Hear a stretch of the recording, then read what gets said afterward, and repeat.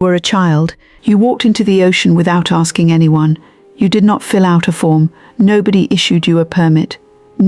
Somewhere between that morning and this one, something changed. This is for anyone who has stood at a border, or a bank, or a government office, or a platform's terms of service, and felt beneath the frustration, beneath the paperwork, something they could not name. A quiet certainty that the arrangement was wrong. Wrong. By the time this is over, you will be able to name it, and naming it will not make you feel better. In 2019, a man named James Price was issued a fine in the United Kingdom for collecting rainwater. Not diverted water, not water taken from a reservoir. Rain, the water that fell from the sky onto the roof of his own property, which he directed into a container he owned in a garden he maintained. The relevant authorities cited the Water Industry Act 1991. The fine was eventually overturned on appeal, but the original fine was issued in good faith by an official who believed they were acting within a legitimate legal framework, which they were. There is a law that governs who owns the rain, not the reservoir, not the pipe, the rain. Her name was Maria.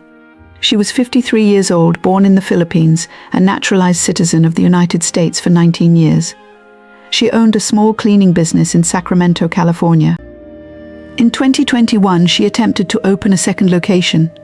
The process required 17 separate approvals from 9 different municipal, state, and federal bodies. The total elapsed time from initial application to first day of operation was 14 months. She was simply waiting for permission to work.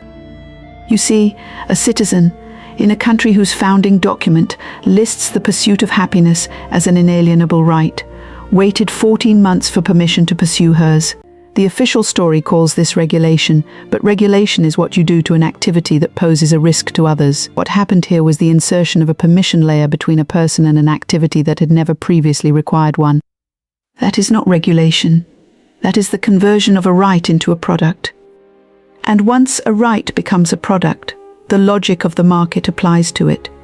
The freedom you thought you had to work, to speak, to travel, to assemble, to collect the rain that falls on your roof, was not taken from you. Instead, it was repackaged. It was put inside a process, surrounded by a form, attached to a fee, subjected to an approval workflow, and handed back to you with a certificate that said you may now exercise this right. You paid for something you already owned.